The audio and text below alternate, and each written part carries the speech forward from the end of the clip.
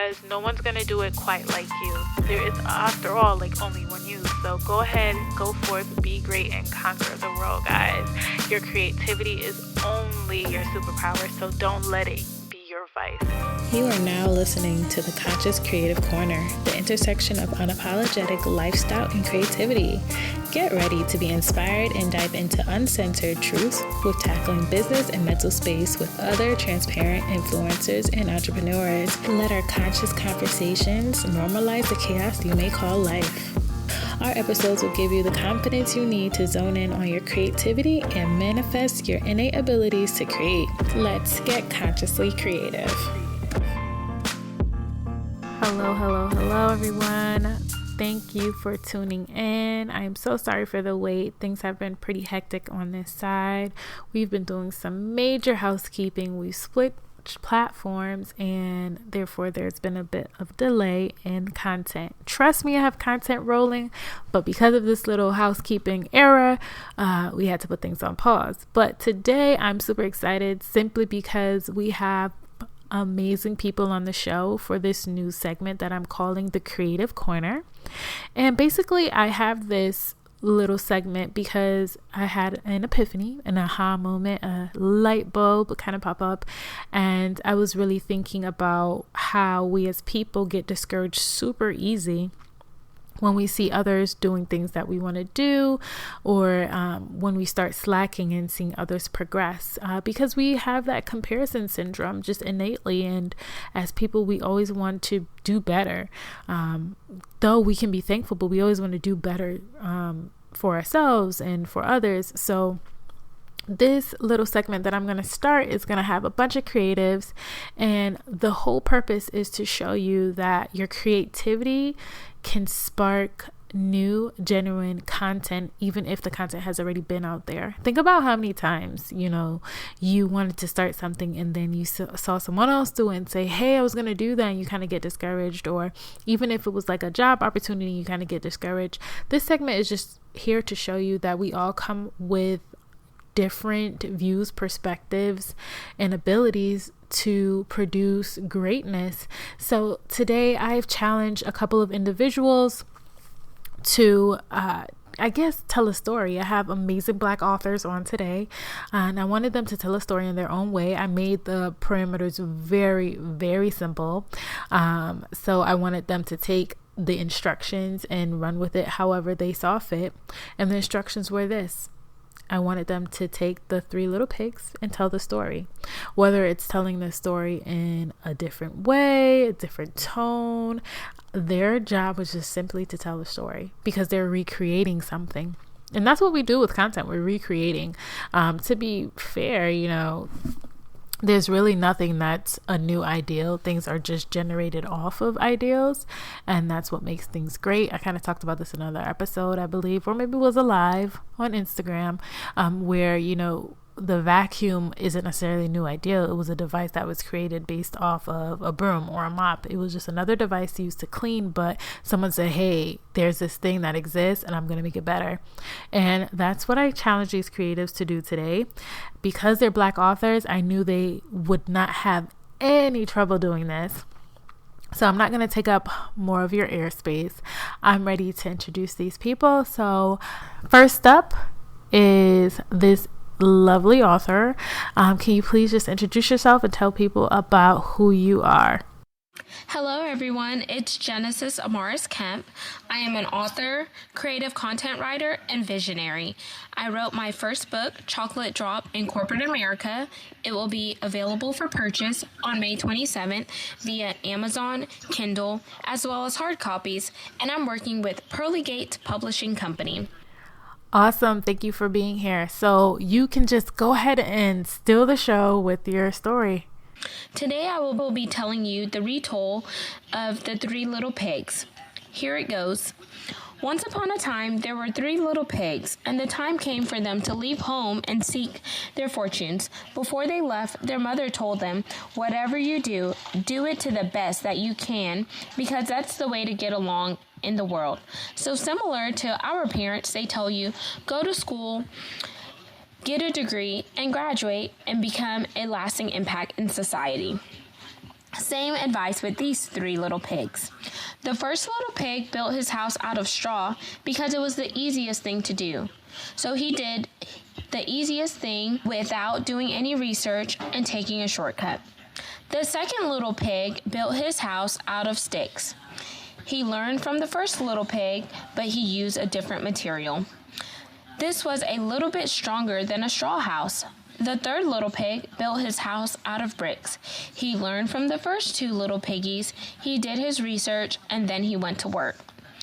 One night, the big bad wolf, who dearly loved to eat fat little piggies, came along and saw the first little pig in his house of straw. He said, let me in, little pig, or I'll huff, and I'll puff, and I'll blow your house in." "Not by the hair of my chinny chin," said the little pig. But of course, the wolf did blow the house in and ate the first little pig. Tragic. The wolf then came back to the house of sticks. Let me in, little pig, or I'll huff and I'll puff and I'll blow your house in." "Not by the hair of my chinny chin," said the little pig. He was a little bit more forceful, but the wolf blew that house in too and ate the second little pig. Then the wolf came to the house of bricks. Let me in, cried the wolf, "or I'll huff and I'll puff till I blow your house in." "Not by the hair of my chinny chin," said the pigs. Well, the wolf huffed and puffed, but he could not blow down that brick house. But the wolf was a sly old wolf, and he climbed up the roof to look for a way to get inside the brick house. He looked around the perimeters. He didn't see any outlets yet. However, the little pig saw the wolf climb up on the roof and lit a roaring fire in the fireplace and place a large kettle of water. When the wolf finally found the hole in the chimney, he crawled down and care a splash right into that kettle of water. And that was the end of his troubles with the big bad wolf. So the third little piggy, he learned from the first 2 little piggies. He did his research and he put up a strong fight against the big bad wolf. He said enough was enough and he was going to protect his own property. So he set a trap and the wolf quickly took the bait. And that wolf learned not to mess with him anymore. So when you take a stand and have confidence, no one will be able to get over on you. The next day, the little pig invited his mother over. She said, "You see, it's just as I told you. The way to get along in the world is to do things as well as you can." Fortunately, for that little pig, he learned that lesson. And he just lived happily ever after. So in life, it's important that you do your due diligence, you don't take shortcuts, and you learn from other people's mistakes so you aren't a victim and people don't walk all over you. In this life, we must be confident. We must know that we have skills and talent, and we must take actions to protect ourselves and actions to make a long-lasting impact in society. So it doesn't always matter what it looks like in the natural as long as you apply yourself and you say no is not going to be a part of your vocabulary. You say that you are capable of achieving your wildest dreams and you're willing to put in the work. Once you put in the work, you can achieve your wildest dreams. Okay, next author, I want you to just go ahead and tell us who you are, what you do, whatever you think the audience needs to know. Hello, beautiful people. My name is Ronald Brodus, and I am a writer. I'm a writer turned podcaster. I went to school for writing. I wanted to do stories and movies and storylines and scripts like that, stuff like that. which led me into podcasting. And now I am riding high on a podcast. Now I think this is way better for me to talk and speak and be able to express myself rather than writing. Writing takes a long time. And I got kind of stuck writing, so some of my skills would be writing, making up a story, coming up with a story, telling a story as well. My voice is another thing that makes me stand out. Creative skills. I'm a bartender, and I think I'm right now writing and bartending and podcasting are my three things I can do right now as far as my skills, and I'm perfecting it every day and getting better and getting used to the mic and talking, and yeah, so I'll get right into the story, and please let me know what you think. Thank you. Thank you for being on the Creative Corner. All right, it's your time. All right. Once upon a time ago, not too long ago, there was an old mother pig who had 3 children who were all different in their own way. The first little pig was very lazy. He didn't want to do anything, and I mean anything. Didn't want to pick up a nail or anything. Didn't want to do anything. But the second little pig worked a little harder. He's the middle-aged child, so he understands he can't do what his younger brother does, but he also can't do what his older brother does. So he's a little bit harder. He works a little bit harder, but he's still lazy. And the third pig worked hard all day. You couldn't tell the pig stop. He just like Kobe or LeBron, just zeroed in on what he wants. And that's to build a house. So the first little pig built his house because he's lazy, built his house out of straw, which I don't think that would hold up, but we will see. The second little pig built his house out of sticks. That's a little more structured, but still lazy. That could easily break, but we'll see. And the third little pig built his house out of bricks. So that's a pretty good choice, but you never know. Tornadoes and everything could tear this brick house down. She's a brick. Can tear this brick house down. So we will see. So they worked all day. They all got their houses built. And the next day, a wolf happened to pass by, and he saw where the 3 little pigs lived. He saw the 3 houses and was just intrigued. He saw the straw house and he smelled the pig inside. He thought the pig would make a great meal, and his mouth began to water. He was just excited. He's like, man, I smell a pig. I smell like pork. I'm about to go inside. Just grub. Give me some grub. So he knocked on the door and said, little pig, let me in, let me in. But the little pig saw the wolf from the inside and decided not to. So he answered back, no, not by the hairs on my chinny chin chin. Then the wolf showed his teeth and said, then I'll huff and I'll puff, and I will blow your weak ass house down. So he huffed and he puffed and he blew that weak ass house down. The straw did not hold up at all. It was just terrible. So the wolf continued. And the pig got away. And he ran directly to the second little pig. The second little pig had the stick house. So the wolf is outside and he sees the house is built out of sticks. So he knocks on the door and says, little pigs, let me in. But the little pig saw the wolf's ears from the keyhole. So they answered back, no, not by the hairs on my chinny chin chin. So the wolf showed his teeth and said, I'll huff and I'll puff and I'll blow your house down, your stick house down. So he huffed and he puffed and he blew the house down. The wolf was so hungry. He was just trying to catch the pigs right now, eat them right now.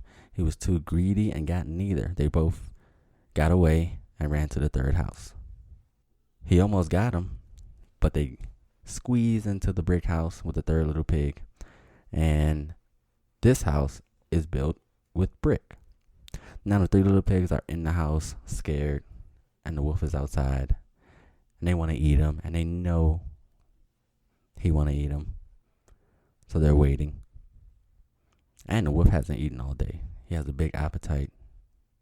This is it. He's finally going to get his meal.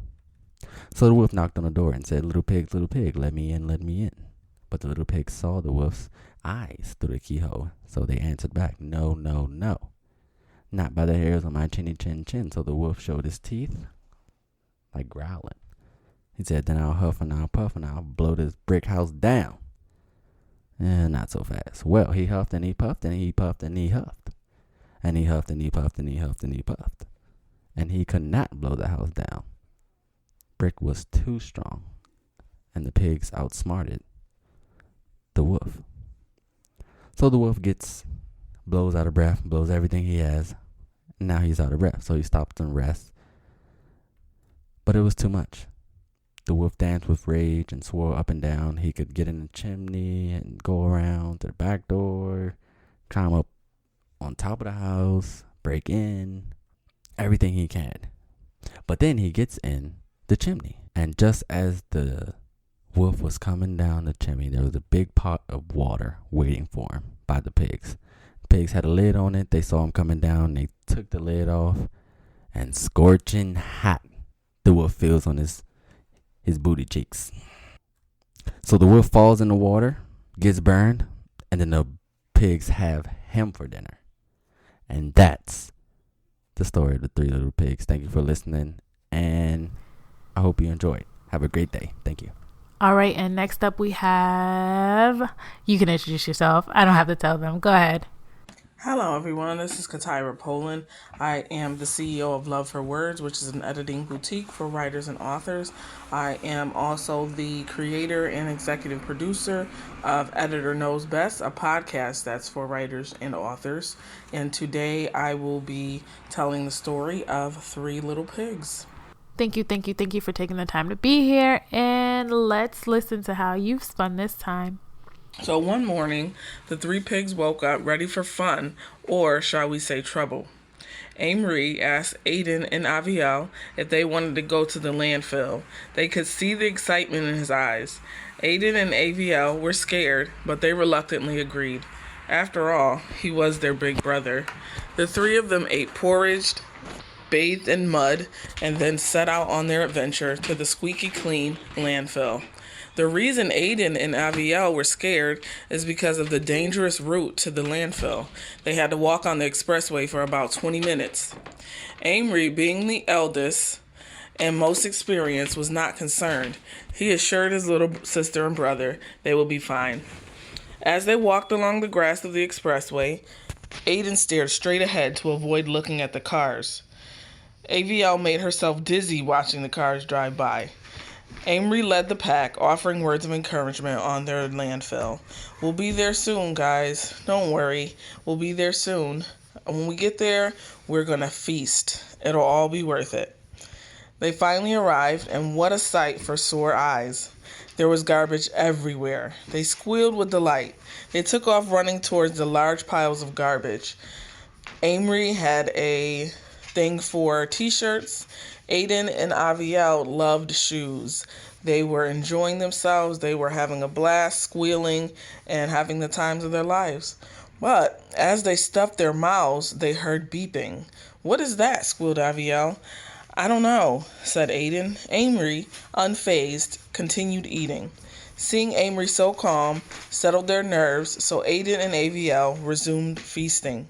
A few seconds later, the three pigs were in the air. They were terrified. Suddenly, it dawned on Amory that they were in a dump truck. The beeping stopped, but the three little pigs were nowhere to be found. Amory, Aiden, and Aviel haven't been seen since. So much for a trip to the landfill. Lesson: eat what you have at home. Thank you again for listening. My name is Katira Poland. You can visit my website, www.polandllc, to take a look at some of my books and also clients that I've worked with as an editor. Feel free to reach out to me if you have questions about services. Thank you again, and be safe and be well. And lastly, we have this great author. Let's take a listen to who she is. Hello everyone, I am Brittany Dior and I am excited to be here telling this story to you. I am an author of 3 books, Pieces of My Heart, a devotional for singles, and Free to Have. And I'm excited that my 4th book, Freedom, is coming out later this year. Freedom is the second book to the Free to Have story. Be on the lookout for that book to come. Amazing. All right, and now it's time to tell the audience just how you decided to spin this story. The story that I will read to you is a retelling of The 3 Little Pigs. It's my own version. Once upon a time, there was a sweet mama pig who had 3 even sweeter baby piglets. They were all different. One was black, one was brown, and one was black with red spots. Growing up, the black and red one was always laughed at by his brother Black and his sister Brown. They loved their brother, who they lovingly called Red, but they also loved laughing at him because he looked so different. Their mother did not approve because she knew this made him feel bad. She wanted her piglets to get along. She always told them, "Remember, it's you 3 against the world. One day I'll be gone and then it'll really be you 3 against the world." But the piggies continued all the way up until their grown-up age, to their mother's dismay. When it was time for the pigs to go to college, Brown and Black decided to attend school nearby so they could be close to their mother. Red, however, picked a school 2 states away so he could be far from his brother and sister. His mother was sad because she knew she would see him less, but she understood he needed to be free. Years went by and her sweet piglets grew up to be very fine pigs. Brown eventually met a nice man pig and started a family. She built a house on the street behind her mother's. She had always loved straw houses and thought it was best to build her house out of straw too. Their brother Black did the same thing. However, he preferred to live alone and visit his sister and mother whenever he wanted company. His mother's house was made of sticks, and since he had fond memories there, he decided to build his house out of sticks too, right next to his sister's. By this time, their brother Red moved back home and needed to buy a house too. He was a busy pig and not interested in building anything, so he looked and he looked until he found the perfect house. A nice big brick house.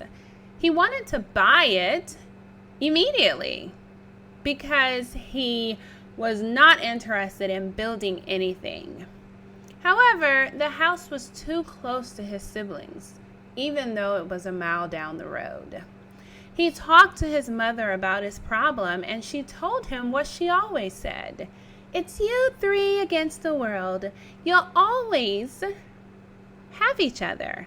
You'll have to find a way to forgive them. One day they'll need you, and you'll need them." "I'll never need them," Red told his mother. "But I'll buy the house so I can be a little closer to you." "Whatever you say," said Mama Pig. "It'll be nice to have you home." Red still did not talk to his sister Brown or his brother Black. He walked right past their house and down to his own. One day, a big black wolf stumbled upon their street. He was greedy and looking for food. He stood in front of Brown's straw house and smelled her inside. He was excited. He knocked on the door. Little pig, let me in." Brown looked out the window and saw that it was a big black wolf. She was happy her family was at their grandmother's house just in case the wolf got in. "No way! Not by the hairs of my chinny chin chin! So go away!" "I will not go away," said the wolf. "This house is no match for me. I'll huff and I'll puff and I'll blow your house down." So he huffed and he puffed and nothing happened. Wolf was shocked, and so was Brown. So Wolf set the house on fire, and Brown fled to her brother's house. Wolf just followed her there. He knocked on Black's door. Little pigs, let me in." Black looked out the window and saw that it was a big black wolf. "That's the wolf I told you about," said Brown. I know. Shh, he told his sister. She was making way too much noise. "You're not getting in here, not by the hairs on my chinny chin chin. So go away." "I will not go away," said the wolf. "This house is also no match for me. I'll huff and I'll puff and I'll burn your house down too." So he lit the match and set Black's house on fire too. The pigs fled. They haven't spoken to their brother Red in years, but he was their only source of hope. His house seemed so far, but they ran anyway. The wolf was greedy, but he was not hungry because he ate before he stumbled on their street. His greediness caused him to walk slow, so the pigs were able to make it to their brother's house. Brother, let us in! We need you!" cried Brown. "We are sorry for the hurt we have caused," Black added. Red opened the door. He wanted to yell at them and tell them all about the pain they caused him and how miserable he was and how much he didn't like them. But he saw the wolf approaching and he pulled his siblings in. The wolf knocked on the door. Little pigs, let me in." "Not by the hairs on my chinny chin chin," Red said. "So go away." "Okay, then I'll set your house on fire too," said the wolf. "Try it," Red responded. The wolf was mad because he knew he could not set the house on fire. So he decided he would climb in through the chimney. What he did not know was that Red was boiling water in the fireplace for his soup that he was making later. The wolf climbed up and fell into the chimney and plop, right down into the boiling hot water. "You saved us," said Brown. "We are forever indebted to you." "You do not owe me. When I saw the wolf, I remembered my love for you. Yes, I have been hurt by your laughter. But you are my family, and it's us against the world, even when we don't see eye to eye. The wolf, well, he was the world that we were against, but he brought us back together." The pig siblings agreed to get along and stop calling Red names. They were lucky to have a brother who looked so different. And they were also lucky to be reunited. 3 little pigs, them against the world. The end.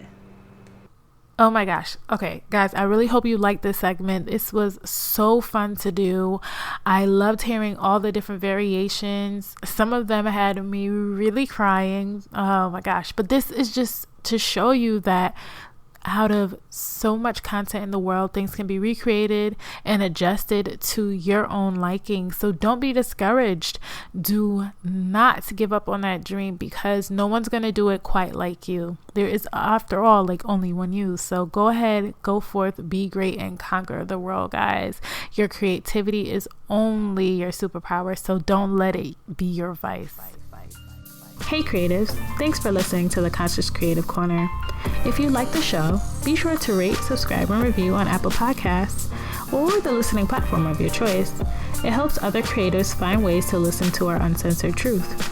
Be sure to check me out on Instagram to let me know how you enjoy the show with a screenshot of you listening. You can tag us at NearlySia, or if you visit thecccorner.com, you can leave us a review there. And if you're a struggling creative or you just need some help with your creativity, check out the show notes. There will be a free guide there for you, and there are tips there for creating content or for you to really dive into your creative zone. Don't let this episode stop you though. Please share this episode with a friend, or you can visit our Patreon page for cool bonuses, and you can join our creative community. In there will be some tutorials and ways that you can unleash your creativity. I'll talk to you in the next episode.